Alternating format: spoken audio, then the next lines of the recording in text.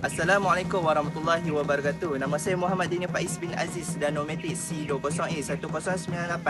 Okey, kumpulan kami telah memilih tajuk iaitu alatan muzik tradisional iaitu bernama Rebana Ubi. Okey, sepanjang kajian kami telah meneramah seorang pakcik yang bernama Muhammad Noor bin Zakaria atau lebih dikenali Pok Noor. Beliau banyak mengetahui tentang latar belakang Rebana Ubi dan banyak terlibat dalam proses pembuatan Rebana Ubi sejak lebih 20 tahun lalu.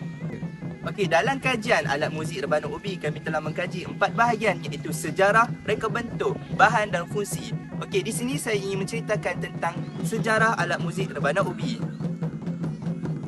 Hai, nama saya Muhammad Amirul bin Azmi, nombor metik saya C20A1094. Seterusnya saya akan menceritakan berkenaan kajian telah saya lakukan iaitu terhadap reka bentuk Rebana Ubi. Hai, nama saya Muhammad Faiz bin Muhammad Nazri, nombor matrik C19A0294. Saya akan meneruskan pembentangan ini dengan menerangkan bahan dan proses alat muzik Rebana Ubi. Hai, nama saya Kubutra Faris Iqbal bin Muhammad Ramizam bernombor matrik C20A1060. Untuk seterusnya, saya akan menerangkan tentang fungsi Rebana Ubi. Seterusnya saya masuk kepada sejarah alatan muzik Rebana Ubi.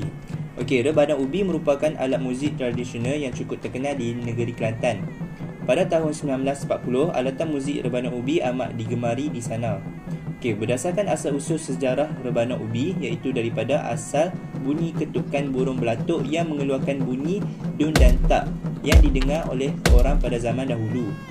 Rebana Ubi merupakan alat muzik tradisional yang sering digunakan untuk mengiringi sesuatu persembahan, menyelahkan lagu-lagu rakyat. Lagu-lagu yang dipersembahkan oleh kumpulan Rebana Ubi adalah berdasarkan lagu-lagu boneka Kelantan seperti Pak Dogol, Perang dan Hulu Balang. Paluan Rebana Ubi berfungsi sebagai alat komunikasi jarak jauh. Ia sering digunakan untuk menandakan permulaan persembahan oleh tetamu terhormat atau menunjukkan waktu azan pada zaman dahulu. Sehingga berapa ratus meter jauhnya, bunyi rebana boleh didengar dengan baik. Paluan dimainkan dalam pelbagai irama yang boleh difahami oleh penduduk tempatan untuk menyebarkan berita tentang kematian, kenduri, perkahwinan, musibah dan peristiwa lain. Pertandingan antara kampung sering juga diadakan bagi menyemarakkan lagi permainan rebana ubi, terutama selepas musim menuai padi atau untuk memperingati hari-hari tertentu. Pok Noor Muhammad Noor bin Zakaria berasal daripada Kapur Belukar, Bukit Maruk. Dia Rebana Ubi ni dia mari daripada Borong.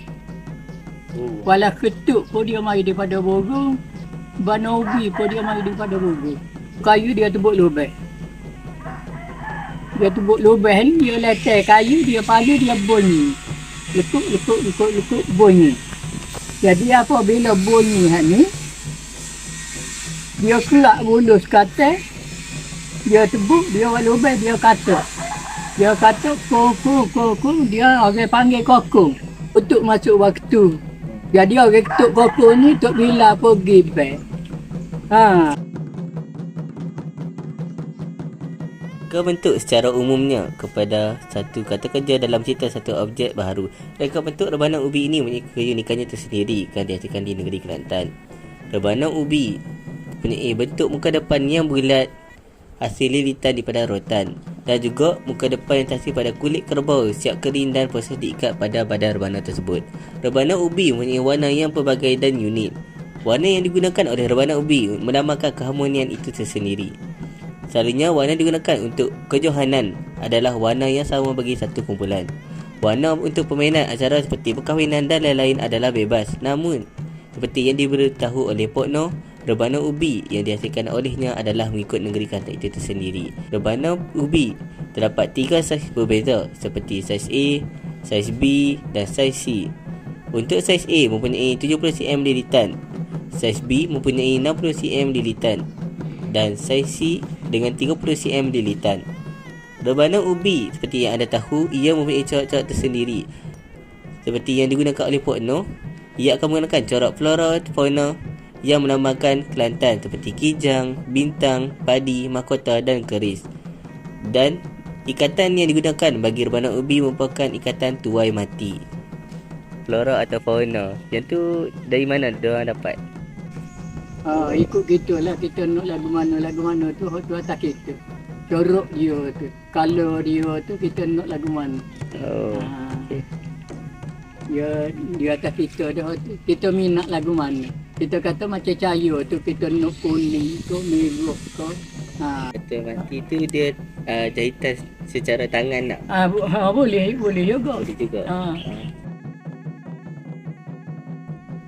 Proses pembuatan rebana ubi pada masa dahulu adalah lebih rumit berbanding zaman kini kerana penggunaan peralatan-peralatan tangan tradisional. Pepohon kayu yang besar suka dipotong kerana hanya menggunakan peralatan gergaji buaya dan ditebuk menggunakan kapak. Namun kini, semua proses tersebut menjadi lebih mudah dengan menggunakan mesin tanpa menjejaskan mutu kayu serta kualiti bunyi rebana ubi. Namun begitu, penggunaan motif asal pada rebana ubi masih dikekalkan dengan dihiasi lukisan bermotif alam pada permukaan kulit kerbau. Bahan-bahan yang diperlukan dalam rebana ubi adalah seperti kayu merbau, kayu tapak, kayu bumbur, kayu lambat, kulit kerbau, cat, rotan dan tali tangsi serta tali neon. Menurut temubuan yang dilakukan, tiada sebarang pantang larang dalam membuat rebana ubi. Namun begitu, bahan-bahan mentah seperti rotan, kulit kerbau serta kayu yang bersaiz besar agak sukar didapati dan turut dipengaruhi oleh faktor harga yang meningkat. Kebiasaannya, tempahan sebuah rebana ubi dijual dengan harga sekitar RM2,000 hingga ke RM3,000. Bergantung kepada masa dan bahan mentah. Para pelanggan yang menyediakan bahan mentah sendiri biasanya akan dikenakan RM400 sebagai bayaran upah bagi proses menyiapkan rebana ubi berkenaan. Apa proses yang kena buat sebelum jadikan satu rebana tu? Kita kena rendai dulu kulit tu. Kita kena rendai boleh. Kita rendai pukul 9 ni, pukul 7 pagi esok kita akar. Jadi dia lembek lah. Dia lembek tu kita boleh ikut kita lah nak buat bentuk mana pun dia. Boleh ke orang tua kita dia proses buat bana. Jadi ke bana ubi dia buat bana ubi. Untuk buat main daripada zaman dulu. Kebanyakan saiz rebana ubi besar ni ke? Dia, ada yang lagi besar ke? Saiz dia 3. Ya sang. Yang tadi B, yang ni C. Macam ni Macam tapi ber. Ini seci ni. Seci. Seci. Yang mesti salah. Ni waktu body. Okey. Ni waktu buat dobel nak masuk hotel. Ni waktu bocor hotel.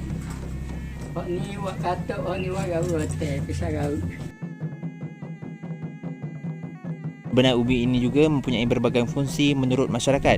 Fungsi penggunaan rebana ubi di Kelantan juga dikatakan ditiru berdasarkan fungsi rebana Arab yang digunakan untuk komunikasi dan juga hiburan. Pada masa kini dapat kita lihat bahawa penggunaan rebana ubi dapat dilihat secara upacara-upacara perasmian saja. Hal ini kebanyakannya boleh dilihat dalam masyarakat di belah pantai timur seperti di Kelantan.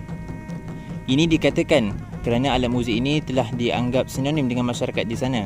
Rebana ubi boleh dikatakan telah menjadi permainan yang popular dan mendapat tempat dalam segenap lapisan masyarakat Kelantan. Pada masa kini juga kita dapat lihat bahawa penggunaan rebana ubi hanya sebagai simbolik mengekalkan tradisi warisan bangsa. Seperti yang kita tahu pada zaman dahulu, orang sering menghantar mesej atau sesuatu pesanan yang ingin diberikan hanya dengan menggunakan gendang. Perkara ini sama seperti rebana ubi yang digunakan sebagai alat komunikasi untuk menyampaikan sesuatu mesej kepada penduduk. Paluan yang dibuat kebiasaannya mempunyai pelbagai jenis rentak yang boleh difahami oleh penduduk setempat. Hal ini bagi menghebahkan suatu pesanan atau mesej seperti berita kematian, kenduri, perkahwinan, malapetaka dan sebagainya.